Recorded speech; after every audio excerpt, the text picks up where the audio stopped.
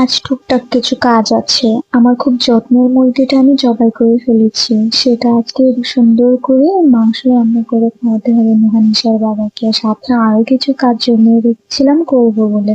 আসসালামু আলাইকুম এভরিওয়ান, সবাই কেমন আছেন? বাইরে কেমন যেন একটু একটু বাতাস বাতাস, আর তার সাথে হচ্ছে রোদ। আর এই হচ্ছে আমার বেলে ফুল গাছ, কষি দিয়েছে, গাছটা প্রায় মরেই যাচ্ছিল, এখানেই না আবার বস্তাতে দিয়ে দেয় কিছু প্রক্রিয়াজাত করে। তো গাছটা আর কি তারপরে কষে দেয়। আর এখানে আর কি আমার ছাগল আর মুরগি রাখা হয়। আর বাইরে উঠান বাড়িঘর ঝাড়ু দিয়েছিলাম রান্না বান্নার পরপরই, যে উঠান বাড়িঘর গুলো ঝাড়ু দিয়ে তারপর বাকি কাজগুলো শুরু করে দেবো। দুপুরে 1টা থেকে 2টার ভিতরে গোসলটাও সেরে ফেলবো। আর এদিকে আর কি ছাগলগুলো খাচ্ছিল, ছাগলের খাবার দিয়ে রেখেছিলাম। তো আমি এখন বাড়িতে চলে যাব। আর এই হচ্ছে আমাদের একটা জাম্বুরা গাছ, অনেকগুলো জাম্বুরা বেড়েছে। আমি তেমন একটা খেতে পারি না, তবে বাড়ির সকলে টুকটাক খেতে পারে। আর আমার কাছে দেখতে ভালো লাগে, খেতে না পারি তাতে কি, পরিবেশের সাথে তো মানানসই গাছই হয়, তাই না? তো এখন বাড়িতে চলে যাচ্ছি। আর বাড়িতে যাওয়ার পথে একটা জিনিস আপনাদের দেখো, আমাদের বাড়ির ভিতরে উঠানে পাকা যে সিঁড়ি আছে, ডোয়া, সেটার মধ্যে খুব সুন্দর একটা নয়নতারা ফুল গাছ হয়েছে। এটা এখনো কিছু হয় না, অনেক দিন যাবত ধরেই আর কি গাছটা আছে।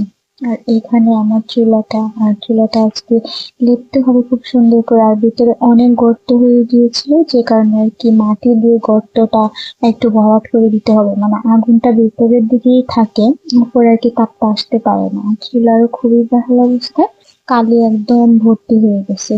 তো খুব সুন্দর করে আগে আমি ছাইগুলো উঠিয়ে নিচ্ছিলাম। আর ছাইগুলো আর কি আগুনের ছিল, যা উঠানোটা আমার খুবই কষ্ট হচ্ছিল, তবুও উঠিয়ে নিয়ে ঠান্ডা হতে দিই চুলাটা। আর এটা আর কি ধুয়ে দেবো, ভাতের পাতিল বসাই এটার মধ্যে চুলাতে, ছোট পাতিল তার জন্য। আর এই হচ্ছে আমার স্বাদের মুরগিটা, আমার খুব খুব পছন্দের ছিল। কয়েকটা ভিডিও পাবেন এর। 18 মাস ডিম দেয় এই মুরগিগুলো। 18 মাস ডিম দেওয়া মুরগিটা আমি হঠাৎ করে গতকালকে রাত্রে জবাই করে ফেলি, মাত্র একটা ডিম দিয়েছে। আমি আসলে নিজের লাভের আশা করে কিনে নিজে বিক্রি করব, কিনেছিলাম খুব কম টাকার মধ্যে। একটা ডিম পাড়ার পরে হঠাৎই মুরগিটা ঠান্ডা লেগে যায়, তো কি করবো, আমার খুব মায়া লাগছিল, আমি জবাই করতেই চাইনি, কিন্তু সবাই বলছিল জবাই করে ফেলতে, কারণ চোখগুলো একদম ফুলে ফুলে গিয়েছিল, মাথাটাও ফুলে গিয়েছিল। এই মুরগিটা সবসময় আমার পাশে পাশে থাকতো, আমি যে কোনো কোথাও যেতাম আমার পিছন পিছন চলে যেত।